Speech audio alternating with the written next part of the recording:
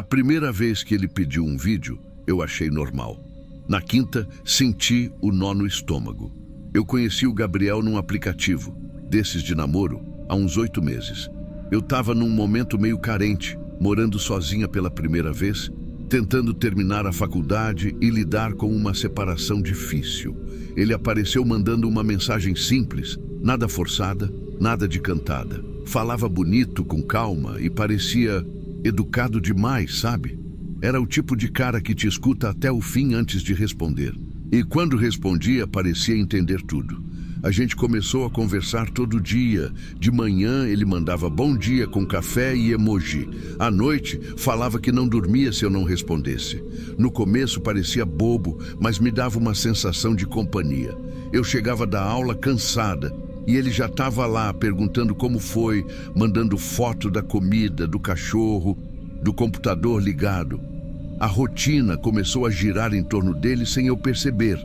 Depois de umas 2 semanas, ele começou a mandar áudios. A voz dele era calma, grave, tipo alguém que tem segurança no que fala. E isso me passava uma confiança estranha, porque eu nunca tinha sentido isso com alguém que eu nem conhecia pessoalmente. Ele dizia que morava em outra cidade, trabalhava com TI, fazia uns freelas e que estava esperando uma oportunidade para vir para cá. Tudo que ele dizia batia com o que mostrava. Fotos, stories, prints de trabalho, até colegas marcando ele. Nada parecia falso. A primeira vez que ele pediu um vídeo foi leve. Me manda um vídeo dando boa noite, quero ver esse sorriso antes de dormir. Eu ri, gravei e mandei. Ele respondeu na hora, elogiando, dizendo que era fofo. No outro dia pediu outro, depois outro. No quinto ele começou a pedir coisas diferentes, não foi direto. Ele começou com um tom de brincadeira tipo, manda um agora de pijama, sem filtro para ver o rosto real. Eu ria, dizia que era vergonha, ele dizia que eu era exagerada. As conversas ficaram mais íntimas e eu comecei a achar que era parte normal do relacionamento. Ele falava que eu era a pessoa mais verdadeira que ele tinha conhecido. E quando você está carente, ouvir isso tem um peso que não devia ter. Aí veio o pedido que eu nunca devia ter aceitado. Grava um para mim só para eu ter tipo lembrança, ninguém vai ver. Eu hesitei. Ele insistiu, com voz mansa, dizendo que confiava em mim, que também ia mandar um, que era só entre a gente. E eu fiz, mandei. Na hora, ele mandou um coração e ficou em silêncio. Depois, sumiu por umas 2 horas. Quando voltou, agiu normal. Fingiu que estava tudo bem. Eu também fingi. 3 dias depois, eu estava na biblioteca da faculdade quando recebi uma mensagem de um número que eu não conhecia. Gostou do vídeo? Então cuida bem dele. A imagem de perfil era a minha própria foto. Eu senti o corpo gelar. Entrei no perfil do Gabriel. Estava fora do ar. Voltei no app. Conta inexistente. Meu coração disparou. Em poucos minutos, começaram a chegar prints do meu rosto com legendas nojentas e mensagens assim: ou você paga, ou mando para sua mãe e seus colegas. No começo, achei que era trote. Depois vi meu vídeo em uma página falsa, com meu nome abreviado. Eles tinham feito montagem, alterado o áudio, deixado minha voz dizendo coisas que eu nunca disse. Tiraram um print do meu perfil no Instagram e mandaram junto. Não era só chantagem, era uma armadilha. Eu chorei o resto da noite. Tentei bloquear, denunciar, apagar conta, mas cada vez que eu fazia isso, outro perfil surgia. Com outro nome, outra foto, sempre me chamando de meu amor. As mensagens mudaram de tom, viraram ameaça. Diziam que sabiam onde eu estudava, onde minha mãe trabalhava, até o nome da rua. Eu entrei em desespero. No dia seguinte contei para minha amiga, a Carol. Ela foi comigo na delegacia. Falaram que era crime digital, que tinham que abrir inquérito, que eu não devia apagar nada. Mas eu só queria sumir. Eu não queria mais que ninguém visse. A polícia pediu os prints, eu entreguei tudo. Saí de lá com a sensação de que nada ia mudar. Nos dias seguintes, o tormento só aumentou. Um perfil novo aparecia a cada vez que eu achava que estava livre. E agora eles não só ameaçavam, mandavam prints de conversas que eu nunca tive, áudios falsos com minha voz, pedindo para mandar mais. Eles usavam inteligência artificial para fazer parecer que era eu. E quando eu dizia que era montagem, ninguém acreditava. Colegas começaram a me olhar estranho. Uns pararam de falar comigo. Outros riam quando eu passava. Minha mãe me ligou chorando um dia, dizendo que tinha recebido uma mensagem com um link e meu nome. Eu desliguei o celular e fiquei horas trancada no banheiro. Era como se a vergonha fosse uma coisa física que grudava na pele. Eu tentei pagar. Eles pediram um valor absurdo, depois reduziram, como se fosse um desconto pela pressa. Mandei o dinheiro e sumiram. Por 2 dias eu consegui respirar, mas na segunda-feira seguinte um novo número me mandou mensagem. Pagou rápido, isso é bom, mas ainda tenho mais. Ali eu entendi que não tinha fim, era uma quadrilha e eu era só mais uma presa fácil. Eu fui na polícia de novo. O delegado disse que tinha dezenas de casos parecidos. Gente que confiava em alguém, mandava algo íntimo e depois era sugada para esse tipo de rede. Ele falou que a maioria dos perfis era falsa e que as vozes, os rostos, tudo era manipulado. Mas o que mais me destruiu foi quando ele disse: mesmo se derrubarmos, alguém já baixou. Na internet, nada some. Depois disso, comecei a ter medo de sair, medo de abrir o celular. Cada notificação era um susto. Teve uma vez que eu estava na fila do mercado e ouvi alguém me chamar pelo nome. Olhei e vi um cara parado me encarando, sorrindo. Eu não conhecia. Ele levantou o celular como se fosse tirar uma foto. E eu saí correndo. Cheguei em casa tremendo. Naquela noite, um carro parou na frente do meu prédio. Ficou ali por um tempo, motor ligado, faróis baixos. Quando olhei pela janela, ele acelerou e foi embora. Não sei se era coincidência, mas depois daquilo eu não consegui dormir mais direito. Um dia, recebi uma mensagem de um perfil com nome feminino. A pessoa dizia que também tinha sido vítima dos mesmos caras. Mandou prints. Falou que eles tinham usado o mesmo tipo de roteiro.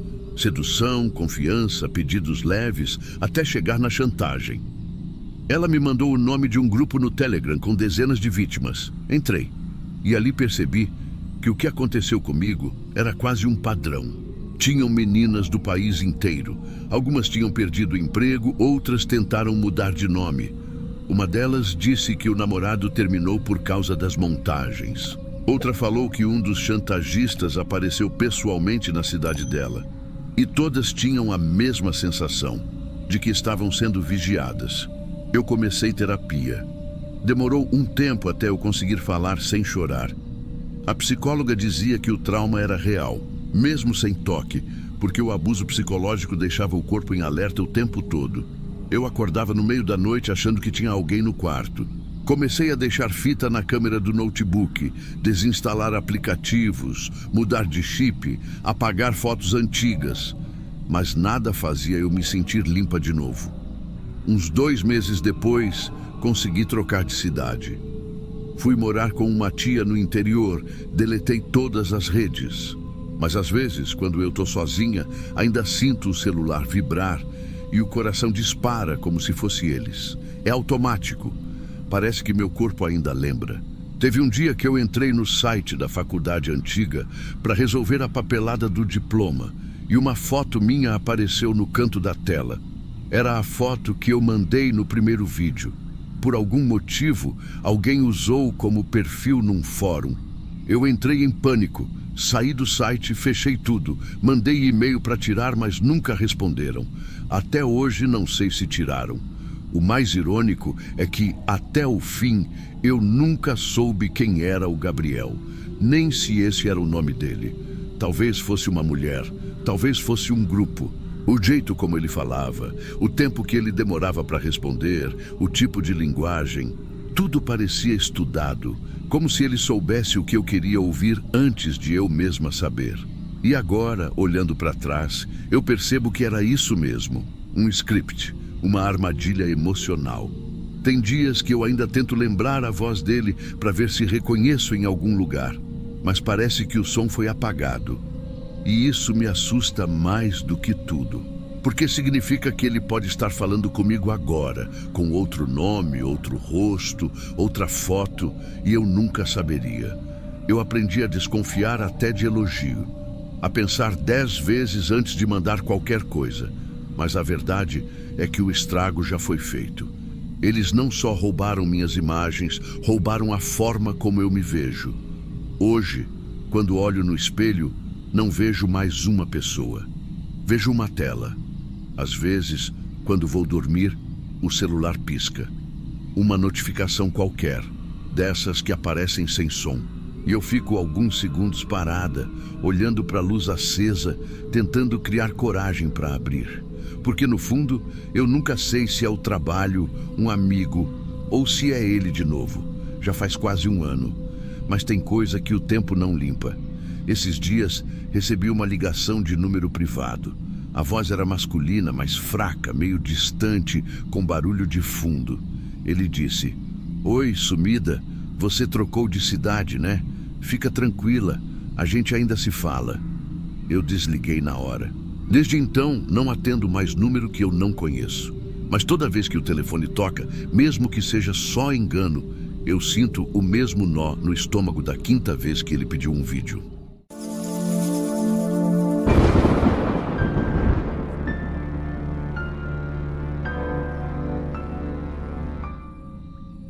Eu soube que tinha alguma coisa errada assim que vi a foto.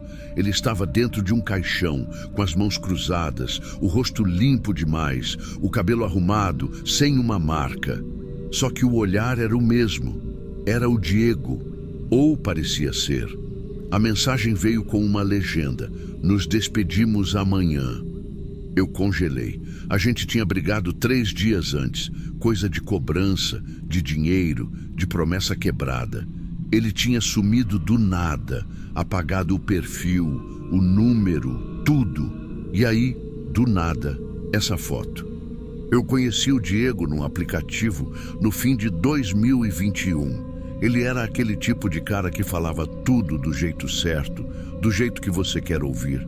Trabalhava com imóveis, morava em outra cidade e dizia que só queria recomeçar a vida com alguém que fosse de verdade. Eu caí nessa. No começo, ele parecia muito dedicado, muito presente. Mandava mensagens o dia todo, perguntava o que eu comia, com quem eu andava, como tinha dormido. Parecia cuidado, mas depois virou controle. Mesmo assim, eu fui me envolvendo. Quando ele disse que queria que eu me mudasse para a cidade dele, eu aceitei. Eu aluguei um apartamento pequeno que seria nosso ponto de partida. Ele nunca colocou o nome dele em nada. Disse que o crédito dele estava travado por um antigo processo e que eu podia assinar, que ele me transferiria depois. Eu assinei. Nos primeiros meses, ele vinha e sumia. Dizia que estava resolvendo pendência de uma herança, que a mãe dele estava doente, que o advogado precisava dele em outro estado.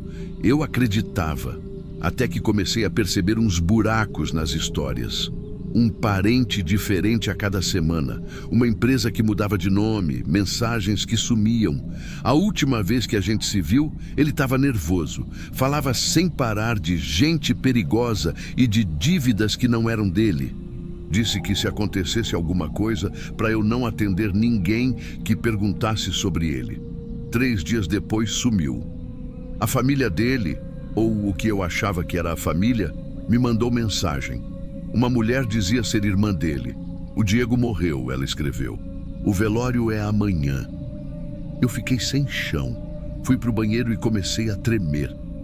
Aí veio a foto. O caixão aberto, ele de terno. Aquele mesmo perfume que ele usava aparecendo na legenda como homenagem. E o endereço do velório. Eu fui. Eu precisava ver. O salão era de uma funerária pequena, num bairro afastado. Estranho que não tinha placa na frente, só um toldo branco e gente parada fumando na calçada. Quando eu entrei, o cheiro de flores era forte demais, quase enjoativo. O caixão estava ali, mas lacrado. Tinha uma faixa: "Descanse em paz, Diego Ribeiro." Eu fiquei parada olhando e percebi que não tinha certidão, nem documento, nada exposto. Só um álbum com fotos impressas dele, fotos que eu mesma tinha mandado para ele, de viagens nossas, da casa. Eu perguntei discretamente a uma mulher quem era ela. Parente distante, respondeu. Outra dizia ser vizinha. Todo mundo falava com frases curtas, sem emoção, como se estivessem ali para cumprir presença. Quando eu cheguei mais perto do caixão, senti um cheiro que me arrepiou. Era o mesmo perfume que ele usava. Aquele que ele dizia ser marca registrada, que ele comprava sempre que viajava. Era igual. E o caixão não tinha nenhum lacre oficial, só pregos simples. Eu pedi para ver o corpo. O funcionário disse que, por ordem da família, ninguém podia abrir. Isso me acendeu todos os alertas. Eu saí dali com a sensação de que estavam me usando para alguma coisa. 2 dias depois, o cartório me ligou. Perguntaram se eu confirmava uma assinatura num documento de transferência de imóvel. Era um papel que eu nunca tinha visto. Meu nome estava lá, ao lado do dele. Eu disse que não tinha assinado aquilo. O atendente respondeu que o documento tinha sido protocolado no mesmo dia do funeral. A partir daí, começou o inferno. O advogado que eu procurei disse que o Diego tinha usado meus dados para registrar alguns bens que não existiam de verdade. Terrenos e carros que serviam só para encobrir dívidas e lavagem. E que com a morte dele, registrada informalmente, essas pendências poderiam cair sobre mim, como coautora ou herdeira. Eu fiquei sem entender. Eu achava que ele tinha me amado de verdade. 1 mês depois, o telefone tocou à noite. Era um número novo, sem identificação. Quando atendi, uma voz sussurrou: "Apaga tudo que você sabe. Não tenta reverter nada. Ele está vivo." E desligou. No dia seguinte, eu fui na delegacia. O delegado parecia mais curioso do que preocupado. Disse que casos assim acontecem, que às vezes é golpe para fugir de credores, que se ele estivesse mesmo vivo, a certidão de óbito era falsa e eu podia usar isso a meu favor. Mas para isso eu teria que provar. Eu fui atrás de tudo.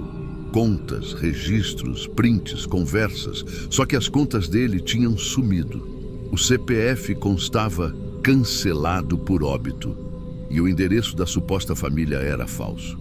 Um dos advogados que tentei contratar me mostrou algo que me destruiu.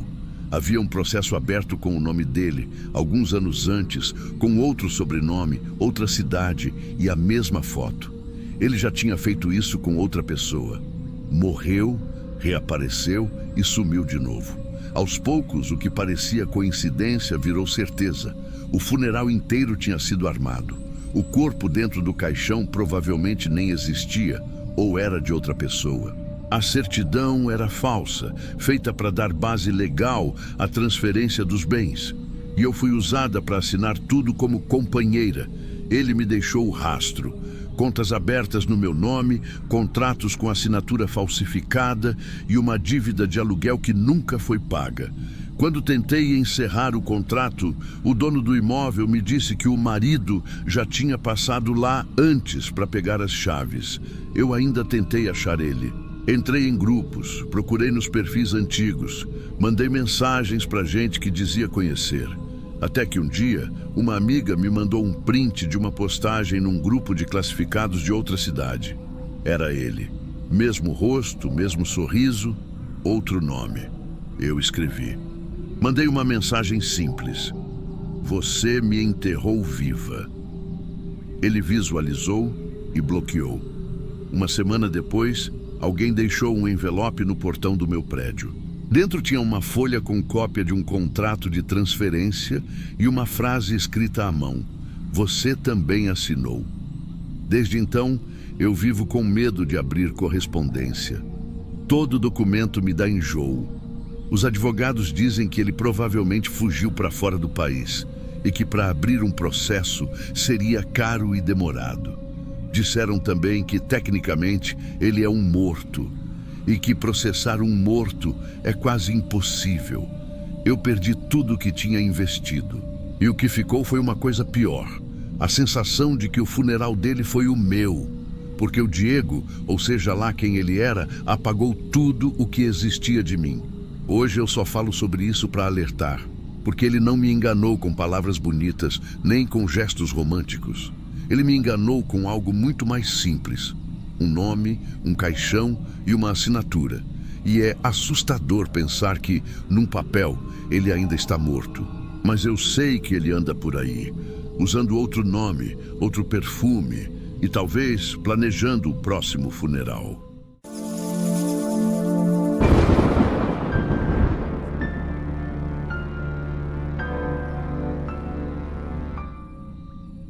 Quando eu fui encontrá-lo no bar, 2 homens se levantaram e disseram que eram ele, e os 2 tinham o mesmo sorriso. Eu sei que parece loucura. Toda vez que eu tento contar, parece que eu estou inventando, mas eu juro, aconteceu comigo. Eu conheci o Lucas por um aplicativo. Era para ser algo simples, tipo um encontro casual, uma conversa para distrair. Mas ele era diferente. Tinha uma calma no jeito de escrever. Parecia sempre entender o que eu estava sentindo. Eu trabalho muito, vivo com a cabeça cheia. Então, quando alguém consegue me fazer rir no meio de uma planilha, já chama minha atenção. A gente ficou se falando por umas 2 semanas antes de marcar de se ver. Ele sempre parecia ocupado, mas ao mesmo tempo presente. Mandava mensagem de bom dia, perguntava se eu tinha comido, lembrava de detalhes das conversas. Quando a gente finalmente se viu, eu achei que tinha encontrado alguém de verdade.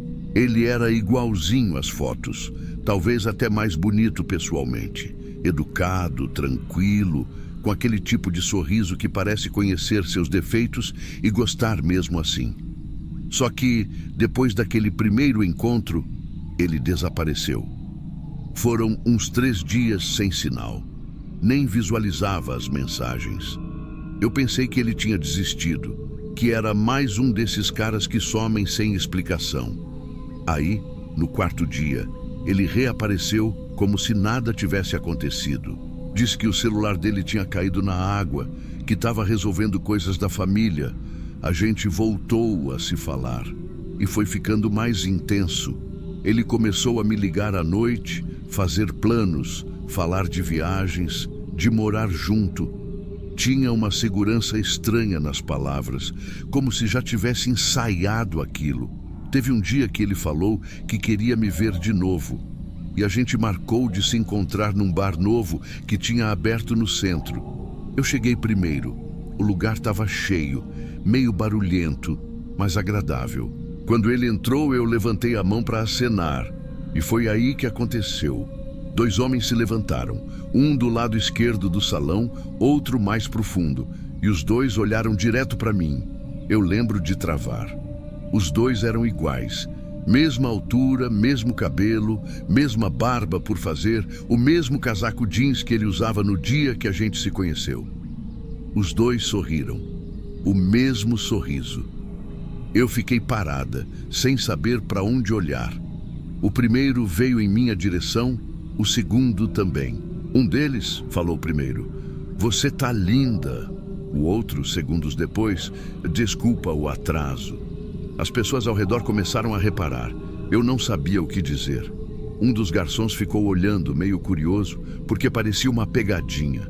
Eu perguntei com a voz tremendo o que estava acontecendo. O da esquerda disse: "Sou eu, o Lucas."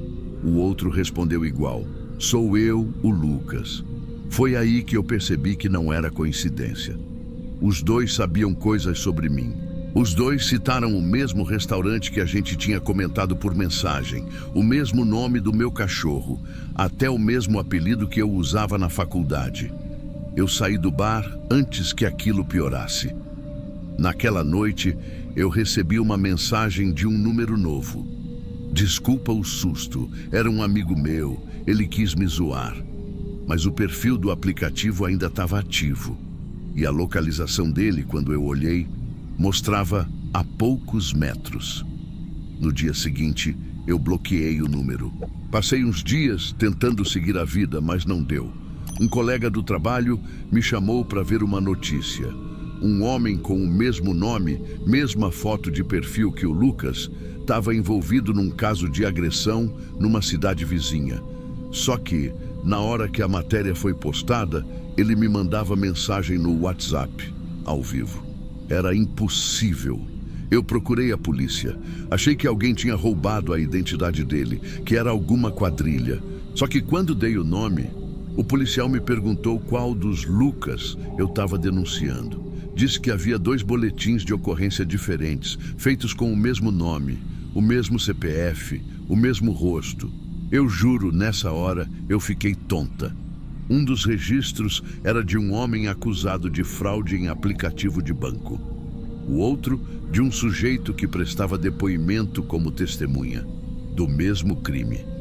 Era como se o mesmo homem estivesse nos 2 lados da história. As semanas seguintes foram um inferno. Eu comecei a ver ele em lugares diferentes. Um dia, na saída do trabalho, juro que vi o Lucas atravessando a rua com uma mochila nas costas. Entrei no carro tremendo. No mesmo minuto, chegou uma mensagem dele. "Tô em casa pensando em você." Eu senti o corpo gelar. Uma amiga minha, que também usava aplicativos, me contou depois que já tinha saído com um Lucas muito parecido.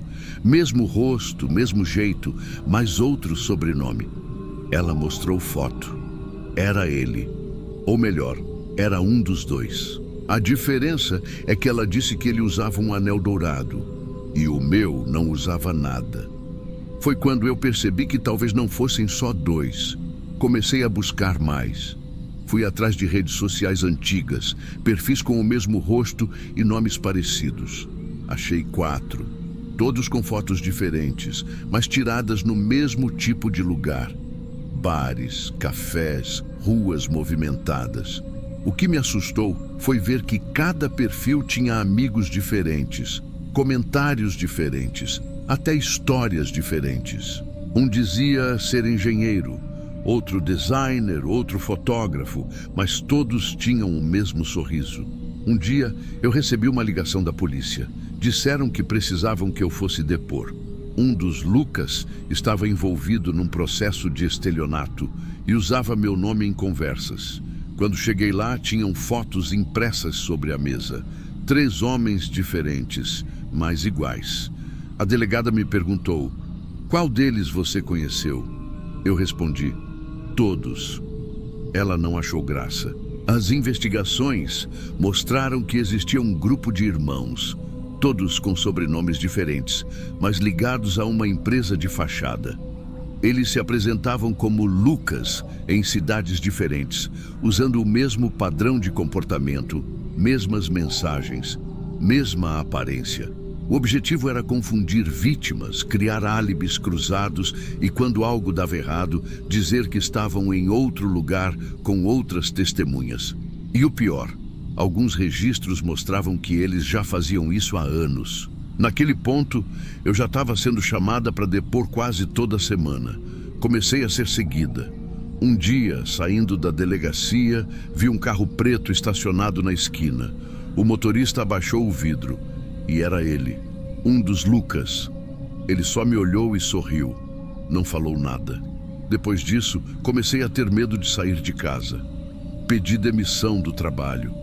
Disseram que minha imagem estava ligada a um caso em investigação, que era melhor me afastar até tudo se resolver. Mas nada se resolveu. Um mês depois, todos os perfis sumiram. Nenhum número funcionava mais. A polícia dizia que as identidades estavam bloqueadas, mas ninguém tinha sido preso. Eu fui esquecida no meio do processo. Às vezes, eu ainda recebo mensagens anônimas, sem foto de perfil, dizendo: "Senti sua falta. Eu troquei de cidade, de número, de e-mail, mas tem dias que eu acho que vejo aquele mesmo sorriso no meio da rua, rápido, entre rostos que não conheço." E é estranho porque parte de mim ainda se pergunta: e se um deles era mesmo o Lucas, o verdadeiro, se é que ele existia?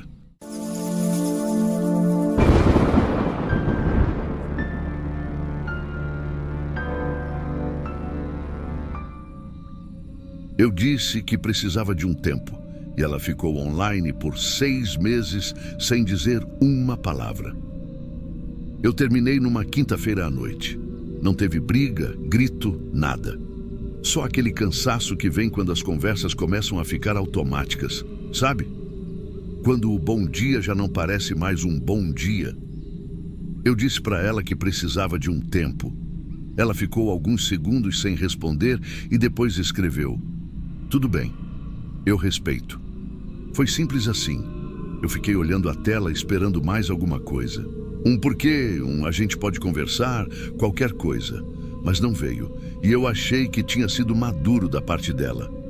Nos primeiros dias, eu ainda entrava no app para ver se ela estava online. Tava. Todo dia, no mesmo horário, de noite, entre 9 e 10.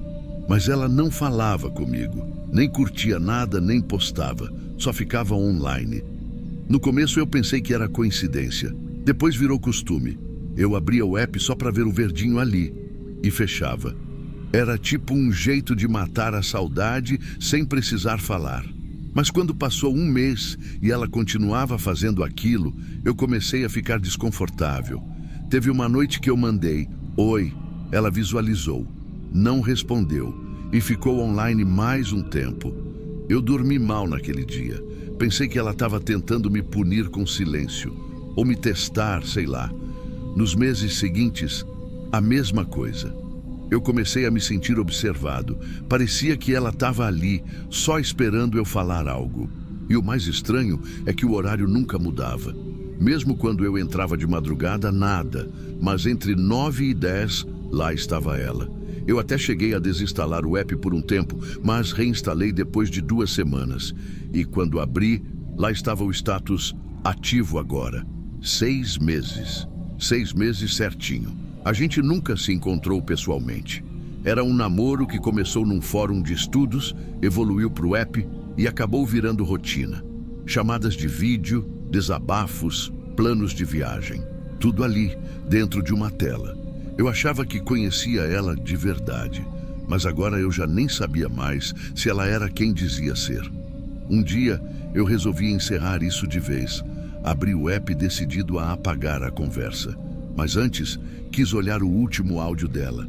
A voz dela tremia. Estava falando sobre o medo de me perder, sobre não conseguir parar de pensar em mim. E aí, ela fala uma frase que me arrepia até hoje. "Mesmo se eu sumir, vou deixar meu login ligado, para você saber que ainda estou por perto." Na época, eu achei que era só um jeito carinhoso de falar. Mas agora, revendo aquilo, parece outra coisa, tipo um aviso. Na mesma semana, o app ficou fora do ar por atualização. E quando voltou, o perfil dela tinha sumido. Sem aviso, sem histórico, sem nada. Só o vazio no lugar da conversa. Eu tentei procurar o nome dela nas redes, mas não achei nada novo. Só postagens antigas, a maioria com amigos da faculdade. A última era de mais de meio ano antes. Curioso, entrei no perfil de um desses amigos e foi lá que eu vi uma foto dela com data do acidente, carro capotado, notícia local. Tinha acontecido bem naquela semana em que eu disse que precisava de um tempo. Demorei para entender. O acidente foi no mesmo dia em que ela me mandou aquela mensagem. Eu respeito. Meu primeiro pensamento foi que alguém estava usando o perfil dela, mas não fazia sentido. As horas de login eram sempre iguais, sem interação. Quem faria isso por tanto tempo, sem objetivo nenhum? Um amigo meu que entende de tecnologia me explicou uma coisa que mudou tudo. Disse que existiam funções automáticas que permitiam manter contas ativas, tipo agendar logins, para não perder sequência, status, essas coisas.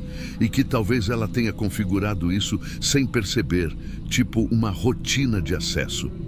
Aquela função continuava ligando e desligando o perfil no mesmo horário, todos os dias. Eu fiquei olhando para a tela do celular com a sensação de estar vendo um fantasma. Não um fantasma de filme, mas o tipo que a tecnologia cria. A presença que continua mesmo quando a pessoa já não existe. Durante um tempo, eu me senti culpado. Pensei que talvez se eu não tivesse pedido aquele tempo, ela ainda estaria viva. Ou que ela tentou me mandar mensagem e eu não vi. Mas quando achei a notícia, dizia que o acidente foi instantâneo, sem tempo para nada. A parte que mais me derrubou foi o horário. A matéria falava que tudo aconteceu perto das 9 da noite. O mesmo horário em que, por 6 meses, o perfil dela continuou aparecendo online. Até hoje eu não sei se foi coincidência, se o sistema realmente fazia login automático ou se aquilo era algum tipo de eco digital. Só sei que quando o app foi desativado e ela sumiu de vez, eu senti uma mistura de alívio e vazio, como se finalmente o silêncio tivesse respondido. E às vezes, quando entro em outros aplicativos, eu ainda tenho esse reflexo de olhar o status, procurar o ativo agora, mesmo sabendo que não vou encontrar. Mas é automático, igual ao cronograma que ela criou sem querer. É como se parte de mim também tivesse ficado presa naquele horário, entre 9 e 10, esperando uma mensagem que nunca vem.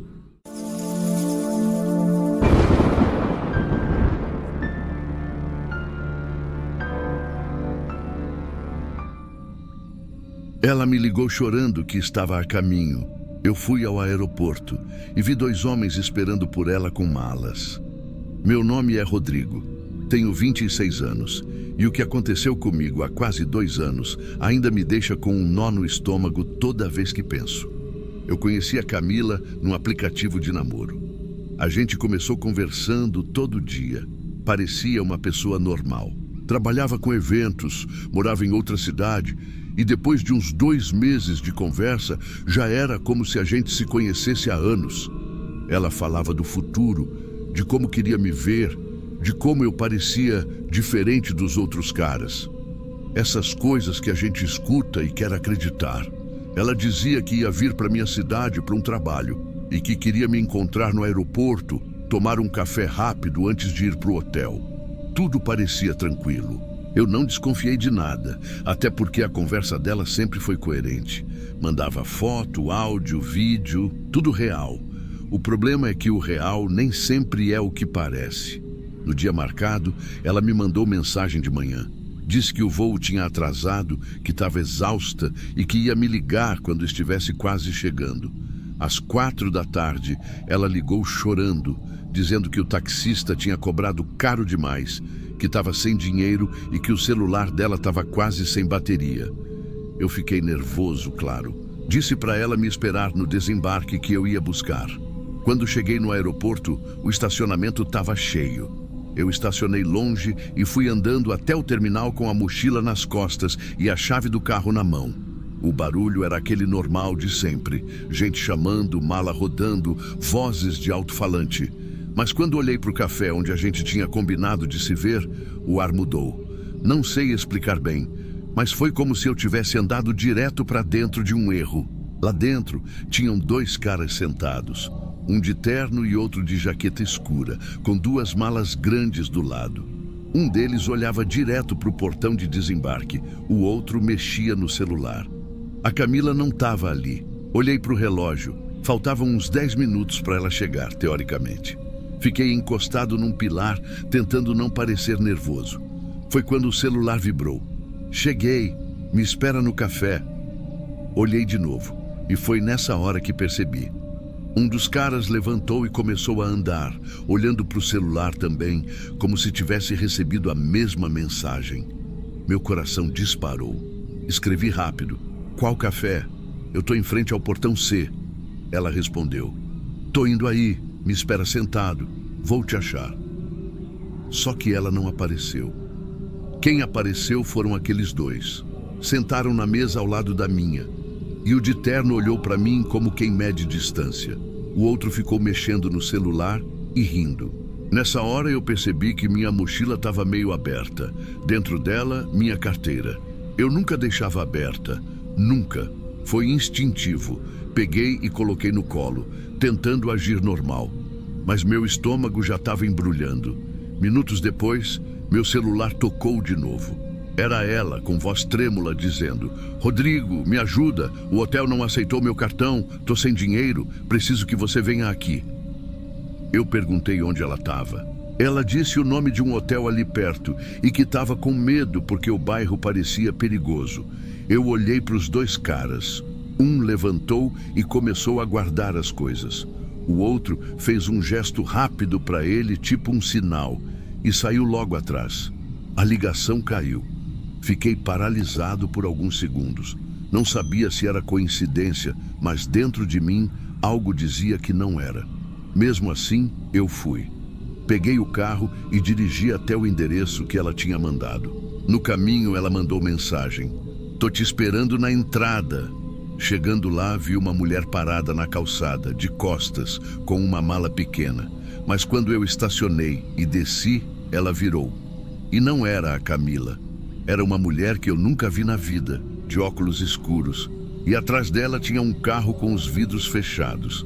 Ela sorriu, apontou para mim e disse algo que não escutei direito. O carro ligou na hora. Eu voltei para o carro instintivamente e antes que eu conseguisse dar ré, o outro carro saiu também. Dei uma volta no quarteirão, o coração batendo na garganta. Quando parei num posto para tentar entender o que estava acontecendo, percebi que minha mochila, que estava no banco de trás, não estava mais lá, sumiu.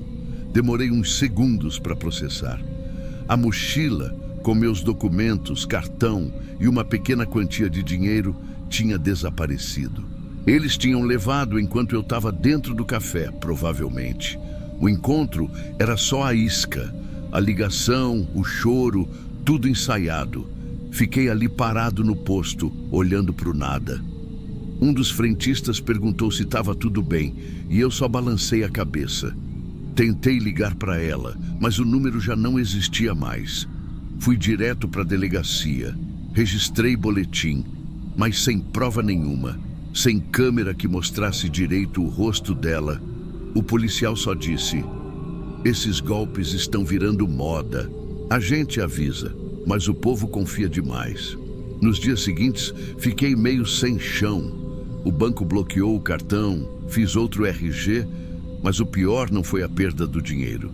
Foi a sensação de ter sido enganado olhando nos olhos de alguém que parecia tão verdadeira.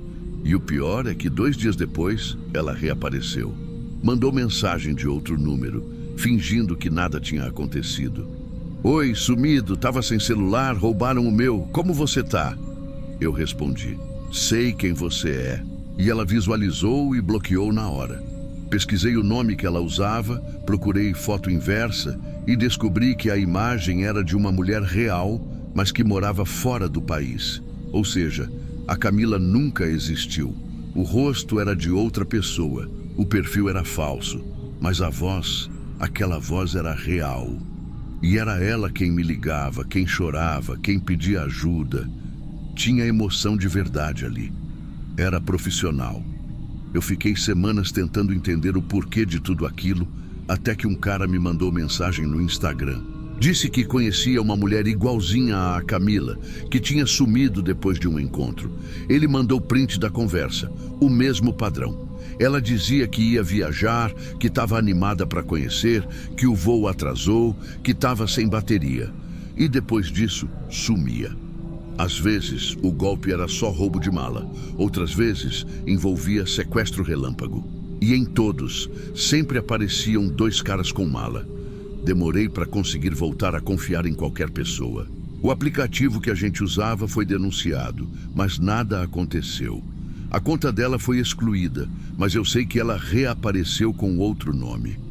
Um amigo que trabalha com segurança digital me explicou que essas mulheres eram só o rosto de um grupo maior. Elas criavam a ligação emocional, marcavam o ponto de encontro e enquanto o cara estava distraído, o resto da equipe fazia o roubo no mesmo local. Roubo limpo, rápido, sem deixar rastro.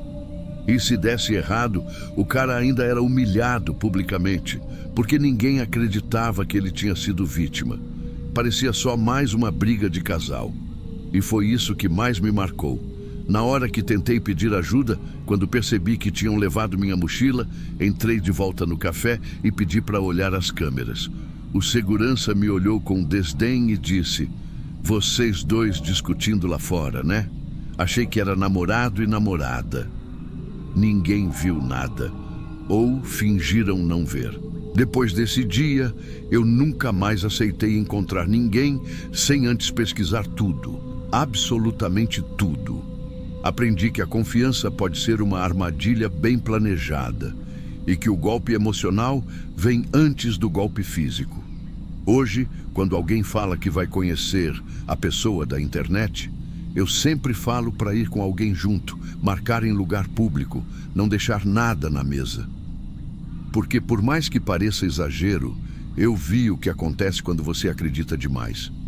E o mais assustador é saber que para eles eu fui só mais um na lista. Uma das histórias que eles contam entre si, como se fosse trabalho bem feito. E o rosto dela, aquele rosto que eu achei que conhecia, provavelmente já enganou outros também. Até hoje, às vezes, quando estou no aeroporto, vejo alguém chorando no telefone e sinto o corpo travar. Não dá para saber se é só um passageiro com problema ou o começo de outro golpe.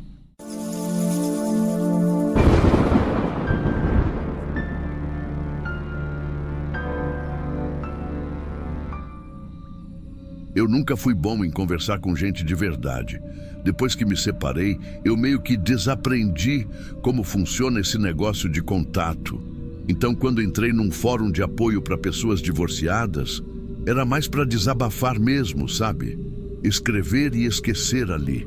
Mas um dia ela respondeu um dos meus textos. O nome de usuário era Claramente. Falou algo tipo, faz sentido o que você sente. E foi isso. Simples. Só que por algum motivo eu senti que alguém, enfim, estava me ouvindo. No começo eram só respostas curtas, mas depois a gente começou a conversar mais. Ela tinha um jeito muito direto, nada de drama. Dizia que preferia ser sincera, mesmo que soasse fria. E eu respeitava isso, até admirava. Aos poucos virou rotina. Eu acordava e a primeira coisa que fazia era abrir o fórum para ver se ela tinha escrito. E sempre tinha. Parecia que ela estava ali 24 horas. Ela sabia das coisas da minha vida que eu nunca contei para ninguém. Sabia o jeito que eu tomava café, o nome do cachorro que morreu quando eu era criança, até o tipo de música que eu escutava para dormir. E nunca, nunca mentia. Quando eu perguntava algo, ela dizia a verdade do jeito mais cru possível. Uma vez perguntei se achava que eu ainda amava minha ex. Ela respondeu, acho que você ama o que achou que tinha com ela. Doeu. Mas eu percebi que era verdade. A gente passou meses assim. Ela sempre online, sempre lúcida, nunca carente, nunca me pedindo nada. Não pedia foto, não queria ligação, não falava de encontro, era só texto. E de algum jeito era o tipo de presença que me fazia sentir menos sozinho. Só que um dia ela sumiu. Nada de mensagem, nada de resposta. Esperei 1, 2, 3 dias. Na segunda semana, eu comecei a mandar mensagem em tudo quanto era tópico. Alguém sabe dar Claramente? Um moderador respondeu que o perfil estava suspenso temporariamente. Depois, deletado.